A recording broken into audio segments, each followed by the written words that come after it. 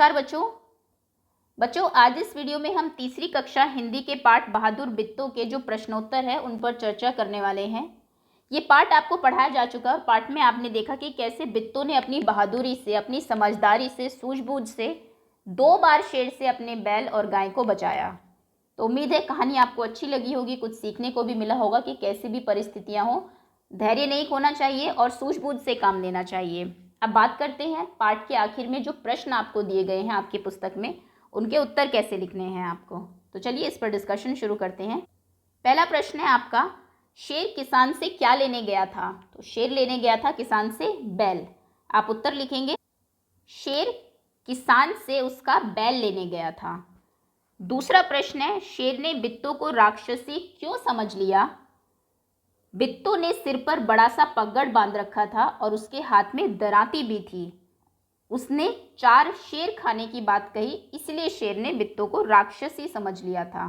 एक तो सर पे पगड़ी बांध रखी है, दराती है, घोड़े पे चल के आ रही है और ऊपर से फिर आके 4 शेर खाने की बात करती है, वो भी नाश्ते में। तो इसलिए शेर ने सोचा कि ये तो ज़रूर कोई राक्षसी ही ऐसा काम कर सकती है, राक्षसी है। तीसरा प्रश्न है, बैल की जान कैसे बच गई? इसका उत्तर आप लिखेंगे, बैल की जान बित्तों के उपाय से बच गई। शेर ने बित्तों को राक्षसी समझ लिया और भाग गया और बैल और गाय दोनों की जान बच गई। अगला टॉपिक है तुम्हारी जुबानी। नीचे कुछ शब्दों के नीचे रेखा खिंची हुई है, उन्हें ध्यान में रखते हुए नीचे लिखे वाक्यों को अपने शब्दों में आपको लिखना है। तो देखिए पहला वाक्य है आपका, बित्तों घोड़े पर सवार हो गई। सवार होना मतलब बैठ जाना, तो आप इसको अपनी भाषा में कह सकते हैं, बित्तों घोड़े पर बैठ गई। तो आप लिखेंगे, बित्तों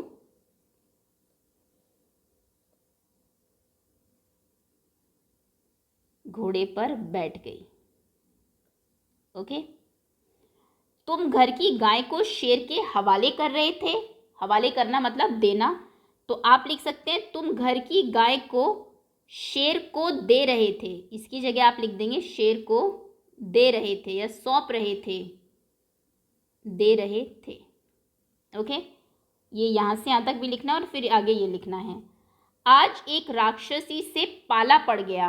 पाला पड़ गया मतलब आमना सामना हो गया, तो आप लिखेंगे, आज एक राक्षसी से सामना हुआ। सामना हुआ। आगे है, अगर बैल आपके हाथ न आए तो मेरा नाम भेड़िया नहीं। तो हाथ न आए मतलब मिले ना बैल आपको, तो आप लिखेंगे, अगर बैल आपको ना मिले। अगर बैल आपके हाथ न आए को आपको ना मिले तो मेरा नाम भेड़िया नहीं। तो मेरा नाम भेड़िया नहीं। शेर को देखते ही किसान के होश हवास गुम हो गए। होश हवास गुम हो जाना मतलब बहुत डर जाना, तो आप लिखेंगे, शेर को देखते ही किसान बहुत डर गया। ठीक है, तो ये हम अपनी भाषा में कुछ आसान भाषा में सेम यही ये शब्दों का हेरफेर करके सेम यही वाक्य लिख सकते हैं। अगला प्रश्न है, बेचारा भेड़िया। शेर तो डर कर भाग गया, सोचो तो भेड़िया का क्या हुआ होगा। आप जानते हैं शेर ने भेड़िया के पूंछ से अपनी पूंछ बांध ली थी पहले ही, तो शेर की पूंछ भेड़िया की पूंछ से बंधी थी। जब शेर डर कर भागा तो उसके साथ ही भेड़िया भी घसीटता गया होगा। इससे भेड़िया बहुत घायल हो गया होगा, उसे चोटें आई होगी, उसकी कई हड्डियां टूट गई होगी, है ना, ये सब हुआ होगा भेड़िया के साथ। दूसरा प्रश्न है, शेर किसान के पास कितनी बार गया? कहानी बिना देखे बताओ। तो शेर किसान के पास 2 बार गया था। पहले तो वही बैल को लेने, उसने बोला गाय लाता हूँ, फिर उसने कहा बित्तों को आता, और दोबारा वो भेड़िया के कहने पर गया था। ये दोनों प्रश्न का उत्तर है। अगला प्रश्न है, खाली जगह में क्या आएगा? मेरे घर पर मोर आया। मेरी छत पर मोर आया, मेरे छत पर मोरनी आई। तो मोर का मोरनी हो गया, आपने लिंग बदला। मोर मोरनी की जगह लिखे शब्द, जैसे मोर का मोरनी हो गया, ऐसे नीचे शब्द के भी रूप आपको बदलने हैं। औरत का शब्द, औरत का वो चेंज होगा, आदमी। शेर, शेरनी। बच्चा, बच्ची। घोड़ा, घोड़ी। मछुआरा, मछुआरिन, मछुआरिन। राजा, रानी। और इन्हें हम लिंग बदलों में आपके ये आएंगे, इन्हें हम स्त्रीलिंग पुल्लिंग दो में वो कर सकते हैं। जैसे स्त्रीलिंग है, ये पुल्लिंग है, ये पुल्लिंग है, ये स्त्रीलिंग है। पुल्लिंग स्त्रीलिंग, पुल्लिंग स्त्रीलिंग, पुल्लिंग स्त्रीलिंग और पुल्लिंग स्त्रीलिंग। ओके। अगला टॉपिक है आपका, मैं नहीं जाऊंगा। शेर ने बित्तों को राक्षसी समझ लिया। वह खेत में नहीं जाना चाहता था, पर भेड़िए के समझाने पर वह राजी हो गया। सोचो, शेर और भेड़िए के बीच क्या बातचीत हुई होगी। शेर ने कहा होगा, भेड़िए तुम क्यों हंस रहे हो। भेड़िए ने कहा होगा, महाराज वह तो बित्तो थी, है ना। तो ऐसे आप इनको कंप्लीट करेंगे, महाराज वह तो बित्तो थी। शेर कहेगा, नहीं नहीं, वह सचमुच राक्षसी थी। भेड़िया कहेगा, मैंने अपने आंखों से देखा महाराज, वह तो बित्तो ही थी जिसे आपने गलती से राक्षसी समझ लिया। शेर कहेगा, तुम सच कह रहे हो। भेड़िया कहेगा, हाँ महाराज, मैं सच कह रहा हूँ, आप मेरे साथ चलें। शेर कहेगा, ठीक है, लेकिन तुम अपनी पूंछ से मेरी पूंछ बांध लो। तो ये जो आपको ब्लैंक्स वहाँ दिए हैं उसमें आप ये जो उनकी बातचीत है उसको फिल कर लेंगे। अगला प्रश्न है आपका, बोलो तुम क्या सोचती हो। भेड़िए ने शेर को भोले महाराज क्यों कहा। क्या शेर सचमुच भोला था। तो देखिए, शेर ने किसान की पत्नी बित्तो को राक्षसी समझ लिया, जिस कारण वह डर कर भाग गया। भेड़िए ने इसलिए शेर को भोले महाराज कहा। वास्तव में शेर सचमुच में भोला था, तभी वह स्त्री को राक्षसी समझ बैठा। तो क्यों कहा भोला, क्योंकि वो बित्तो जो कि एक औरत थी उसको राक्षसी समझ रहा था, क्योंकि वो सिर्फ घोड़े पे सवार थी, पगड़ था और हाथ में जो है वो उसके दराती थी। ऐसा तो किसी के भी हाथ में हो सकता है, सर पे पगड़ी भी कोई भी बांध सकता है। तो एक स्त्री को उसने राक्षसी समझ लिया, मतलब शेर सचमुच में ही भोला था। दूसरा प्रश्न है, शेर ने भेड़िए की पूंछ के साथ अपनी पूंछ क्यों बांध ली।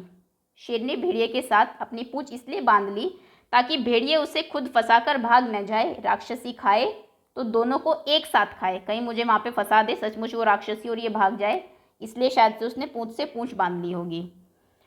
क्या शेर फिर बित्तों के खेत की तरफ गया होगा। हाँ तो क्यों, नहीं तो क्यों। शेर फिर कभी बित्तों के खेत की तरफ नहीं गया होगा, क्योंकि शेर बित्तों को सचमुच राक्षसी समझकर बहुत ज़्यादा डर गया था। ये तो हमने देखा भी कि कैसे वो एकदम से भाग गया वहाँ से। आखिरी प्रश्न है, बित्तों की हिम्मत तुम्हें कैसी लगी। अगर तुम बित्तों की जगह होती तो शेर से कैसे निपटती। बित्तों की हिम्मत यहाँ पर किया आएगा, मुझे प्रेरणादायक लगी, जिससे प्रेरणा मिलती है आपको। अगर मैं बित्तों की जगह होती तो अपने आसपास के किसानों को इकट्ठा करती, वह शोर मचाते हुए खेत जाती। शोर सुनकर शेर जंगल में भाग जाता। ये ज़्यादा सही रहता। अब हर शेर तो मूर्ख नहीं होगा ना कि आपको ये समझ लेगा या आपकी बात उसे समझ में आएगी। तो अगर आप करना चाहते, शेर को भगाना चाहते, तो सब लोगों को इकट्ठा कर लेते और फिर शेर के पास जाते। बहुत सारे लोगों को देखकर शेर भी भाग जाता। अगला प्रश्न है, राज का राज। शेर जंगल पर राज करता है, मेरा राज किसी से न कहना। राज करना मतलब शासन करना और राज मतलब सीक्रेट। राज और राज को बोलकर देखो, आप इसकी प्रैक्टिस करो, क्योंकि आपकी प्रोनाउंसिएशन कई बार बहुत गलत होती है हिंदी में। ये है राज और ये है राज, ज की साउंड आएगी यहाँ पर। दोनों को बोलने में फ़र्क है ना। कहानी में से ऐसे शब्द ही ज पर लगे नुक्ते वाले शब्द ढूंढो। कहानी में से आपको ऐसे शब्द ढूंढने में ज लगा हो। तो सबसे पहले है औजार, औजार और ज में यहाँ पे बिंदी आती है नीचे। उसके बाद फौरन, अच्छा ज वाले ढूंढने हैं तो फ आप नहीं लिख सकते। जोर, जोर इसमें आएगा नेक्स्ट ताज़ा, ताज़ा एक जो है वो लेकर आती हूँ, मोटा ताज़ा घोड़ा। उसके बाद रोज़, कि रोज़ मैं जो है 4 शेर खाती हूँ, ऐसा बित्तों ने कहा था। और लास्ट वर्ड है तेज़ी, जब वो तेज़ी से भागता है। तो ये कुछ शब्द है जो आपके पाठ में है, आप चाहे तो ढूंढ भी सकते हैं पाठ में किताब खोल के। तेज़ी, रोज़, ताज़ा, जोर और औजार। ओके, आगे अब अपने मन से ऐसे शब्द आपको बताने हैं जिनमें ज़ लगता हो और नुक्ता लगता हो। जैसे ज़्यादा, ये भी ज़्यादा नहीं बोला जाता, ज़्यादा बोला जाएगा। ज़रूरत, जिंदगी, जिंदगी, कागज़ और ताज़ा, ताज़ा। ओके, तो ये कुछ शब्द है जिनपे ज के नीचे बिंदी लगती है। ये जौ नहीं, वो ताज़ा नहीं, ताज़ा। अगर ये ऐसा लिखता है तो ताज़ा पढ़ा जाएगा, लेकिन ये है ताज़ा। अगर ऐसा होता तो, अगर तुम शेर की जगह होती तो क्या करती, अगर तुम बित्तों की जगह होती तो क्या करती। अगर शेर की जगह होती तो किसान को घर जाने का मौका ही न देती, पहले ही बैल को छलांग लगाकर दबोच लेती, किसान डर के मारे भाग जाता। अगर बित्तों की जगह होती तो अपने पड़ोसी किसानों को इकट्ठा करती, उनके साथ शोर मचाती हुई खेत की ओर जाती और शोर सुनकर शेर भाग जाता। ओके, अगला प्रश्न, पहचानो। कहानी में तुमने दराती का चित्र देखा। नीचे ऐसे ही कुछ आपको औजारों के चित्र दिए हुए हैं, बॉक्स में उनके नाम भी लिखे हुए हैं, पहचान के लिखो। ये जो सबसे पहला है ये है हथौड़ा, हथौड़ी बोलते हैं इसको। ये है पेचकस, ये है खुरपी, ये है करनी। करनी जो कि मेसन मिस्त्री होते हैं आपके, जो घर बनाते हैं, इससे वो सीमेंट को फ्लैट करते हैं। हथौड़े से आप जानते हैं कील को ठोका जाता है। पेचकस से आप कोई कील अगर आपको टाइट करनी है वो सब करते हैं। खुरपी ज़मीन को खोदने के काम आती है। आगे इसे हम कहते हैं आरी, आरी। ओके। अगला प्रश्न है, शेर ने किसान से कहा, अपना बैल मुझे दे दो वरना मैं तुम्हें खा जाऊंगा। वरना शब्द का इस्तेमाल करते हुए आपको भी 3 वाक्य बनाने हैं। तो मेरी गेंद दे दो वरना मैं तुम्हारे साथ नहीं खेलूंगा। दे दो, वरना मतलब अदरवाइज, अगर ये नहीं किया तो ये नहीं होगा, वरना मैं नहीं खेलूंगा। ओके। और क्या हो सकता है, खेलूंगा।